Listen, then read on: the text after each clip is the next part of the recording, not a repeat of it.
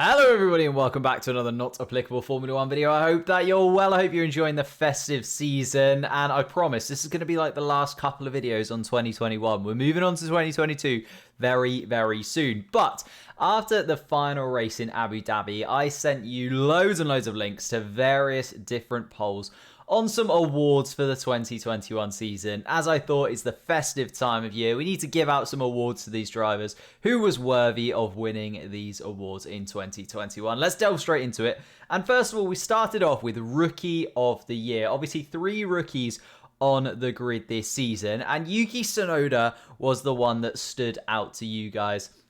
I think this is a bit of a, obvious one to start off with. Mazepin in third place, Mick Schumacher in second, and Yuki Tsunoda with 68% of the vote. So a big swing for Yuki Tsunoda. And I'll tell you what, I think he deserves this one. Mick Schumacher's been okay at times. He's done some very good things in that Haas car. But let's be honest, 2 of these guys have been in a car that was not competing with anybody throughout the entire year. So Yuki Tsunoda, those bookend performances, the first race of the season and the 4th place in the final race of the season, really do help to make him stand out a little bit in these standings. Obviously, next year, we've only got 1 rookie on the grid. We've only got Zhao coming into Formula 1. And you know what? This season hasn't been a great rookie season, but I'm hoping for more in the next few years. We've got the likes of Piastri possibly coming into Formula 1 soon. There's lots of little drivers coming in, and hopefully we can have another season where we had, remember 3 years ago, we had Norris and Albon and Russell all come into Formula 1 at the same time. We could do with another one of those years, really, couldn't we? The second thing I want to talk about is the race of the year, and Monza took it, obviously the second Italian race. Abu Dhabi in second place with 18% of the vote, and Brazil with 15% of the vote in third place. And I'm not sure how I feel about this one, really. Obviously, I did my tier list of the races, and I think Brazil was possibly my favourite of the races, though I can understand why people really, really liked Monza. Obviously, we had the only 1-2 of the season, with Daniel Ricciardo taking the win, Lando Norris in second place. As a McLaren fan, I was absolutely buzzing for it, but I'm surprised that Monza and Abu Dhabi ran away with it quite that much, especially Abu Dhabi. I know as a spectacle, it was quite good, but as a race, pretty boring-ish, kind of really. Had 3 or 4 moments, but not too much going on throughout the entirety of the race. We've been spoiled this year. Let's be honest. We had Hungary, we had Baku, we had Saudi Arabia, Russia, Turkey, USA. There was so many good races. Even France was really, really good, just to name a few off the top of my head. We have been absolutely spoiled this year. So giving it to Monza, I'll accept. And similarly, with best livery, it is McLaren coming out on top. Again, the McLaren Monaco livery just pipped the Red Bull Turkey livery to the post. Actually, Alpine standard livery coming in third place, but Red Bull and McLaren do dominate the top 6 of these. McLaren and Red Bull just got their livery spot on this season, and I can't disagree with this ranking. This McLaren livery is just beautiful. The Gulf colours, and then the Red Bull Turkey livery, the white and sort of, the Japanese writing all over the car too. Very, very nice indeed. But McLaren do take this one home as well. Then we moved on to the cutest couple on the grid. And what I was trying to get at here was the best combination of drivers, not necessarily just driving, but on the grid, who do we like to see together? The interviews, who do we like to see together? All those kinds of things. So it was, which team has the best couple? And you know what? Ferrari did take it quite comfortably. 34% of the vote went to Carlos Sainz and Charles Leclerc. And I think they're probably the best partnership in terms of driving this season as well. So they really have run away from it. Personally, I absolutely love the AlphaTauri boys. Now, I know I'm a Pierre Gasly fan, and I know that Yuki Tsunoda is just incredibly cool and cute to have on the grid, but I love those two together. I remember back to Austria, they did lots and lots of coverage with each other then, and I watched every single bit of it, and I just really enjoyed those two together. But I do also like the Ferrari videos as well, so I can understand why people have gone for Carlos Sainz and Charles Leclerc. Third place, though, McLaren, Ricciardo and Norris. I don't think that they've got that good a sort of compatibility. Certainly Lando Norris and Carlos Sainz was much, much better a combination, but You guys have voted. You think Ricciardo and Norris is there. I'm not so sure. Personally, I'd have maybe put the Alpine boys in there. I like the fact that Ocon and Alonso have this sort of good relationship with each other. They're willing to really fight for each other on the track as well. And I think they'll work really, really nicely together in 2022. So maybe they'll edge up a little bit over the course of the next season.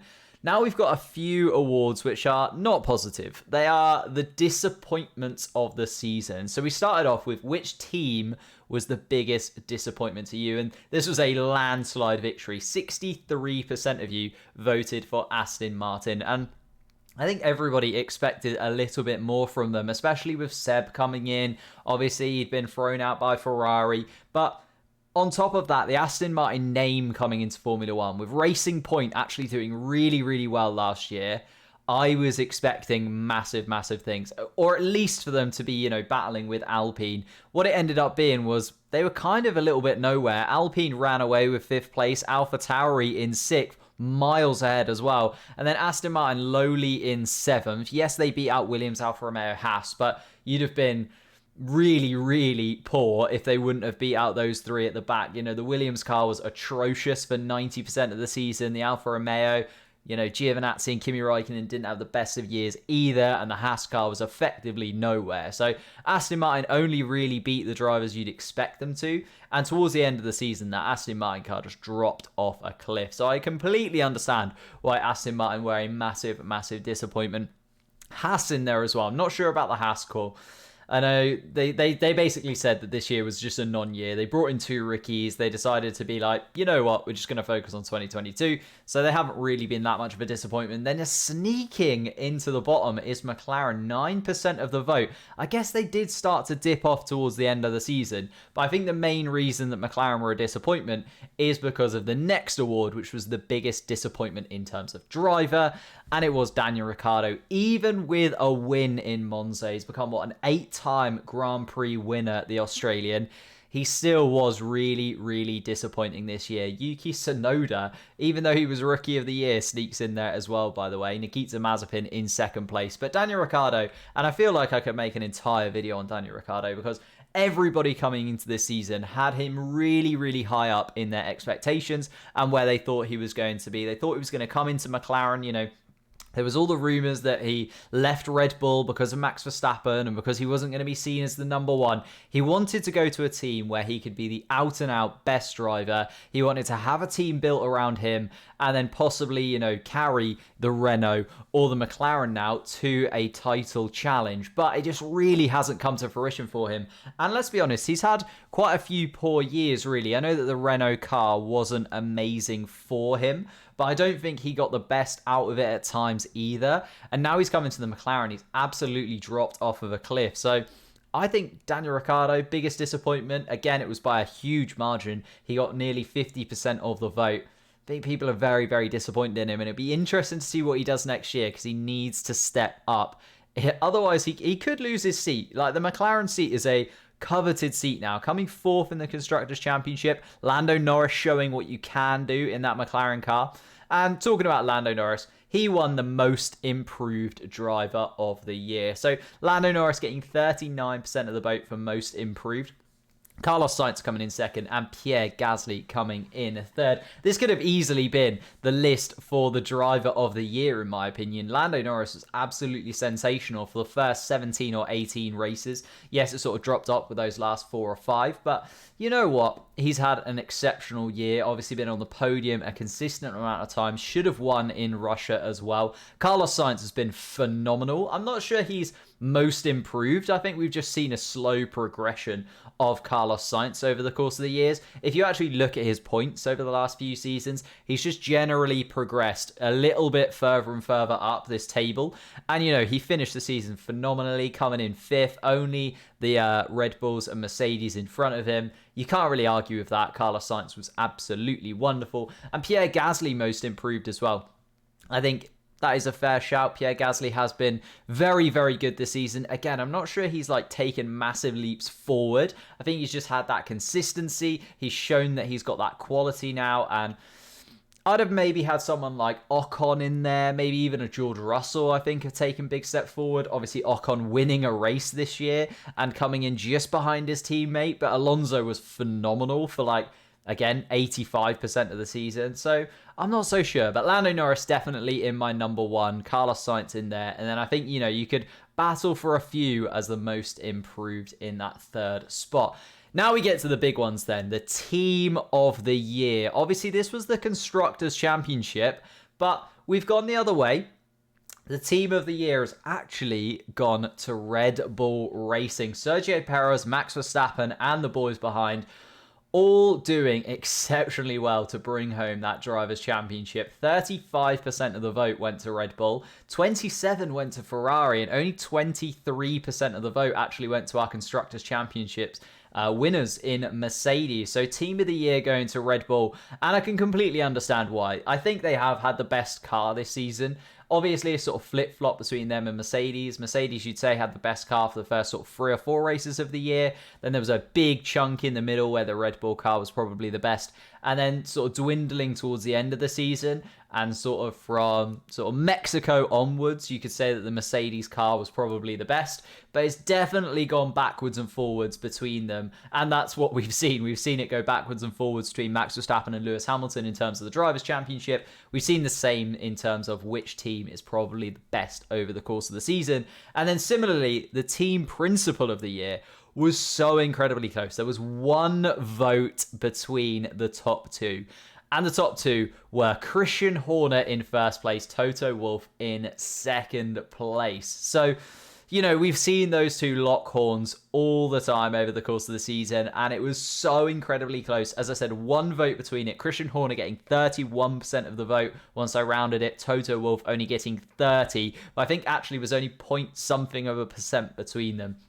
So incredibly close on the track and off the track, and they do just deliver, those two, don't they? I know that it's a bit of a sitcom in the grid, and a lot of people don't like the paddock talk that obviously we get from Christian Horner complaining continually about Mercedes and Toto Wolff continually going off about Red Bull, but it does add a little bit to the drama for me. Obviously, they sort of do the talking for Max Verstappen and Lewis Hamilton. We see those two being very respectful of one another all the time, and Toto Wolff and Christian Horner are just in a position where they can properly go at each other, and they definitely do. So I quite like the fact that those two are up there, and I do enjoy that they have that sort of balance between, there's definitely a respect between the two of them, but also you can tell just underneath there's an underlying wanting to be the best between those two as well. The final award of 2021, rounding out the year, is of course Driver of the Year. And as I said, I think this could have gone so many different ways. If we're looking at Lando Norris's performances in the first sort of 3 quarters of the season, Pierre Gasly so consistent. The fact that George Russell has taken that Williams to places that we never thought would be possible. Obviously got a podium this season. You could also talk about Esteban Ocon getting a win this season. Incredibly close to a second podium. Alonso's been incredibly consistent. Charles Leclerc's been one of the best drivers on the grid. So has Carlos Sainz throughout the entire year. We have seen some absolutely sensational performances from lots and lots of drivers this year. But for me, there was one standout, and I agreed with you wholeheartedly. And actually, 50% of the community voted for their driver of the year as Max Verstappen. Obviously, his first ever world championship. And he was just so cool, calm, and collected throughout the entire season. Just looked unbeatable at times. Like, I think back to just after the summer break, and we had that sort of, the Zandvoort race really stands out for me. I know it was his home Grand Prix, but he just looked dominant. It was just like nothing could stop him. And you know, Max Verstappen got slowly caught up by Lewis Hamilton towards the end of the season, but a more than worthy winner. Obviously, there's a controversy behind how he went on to win it, but for me, more than deserves it. By far and away the best driver this year. Carlos Sainz in there as a close second. Surprised that Lewis Hamilton didn't get second place in this, because Lewis Hamilton, again, has had a wonderful season. Like, those two were just minutes ahead of everybody else towards the end of the year. They were just uncatchable. But as I said, so many good drives this year. Like, if we just look down this list, there's so many drivers in there that have had wonderful performances, incredible seasons, and highlights that will go into their highlights package for the rest of their career. But that is our 2021 awards. Max Verstappen wins out the championship this year and, of course, wins our Driver of the Year vote. But do you agree with the vote? If not, you can still vote on the community page and have your say compared to everybody else. Also, let me know how you think this went in the comments down below. Thank you so much for watching. Leave a like, subscribe, and I will see you next time.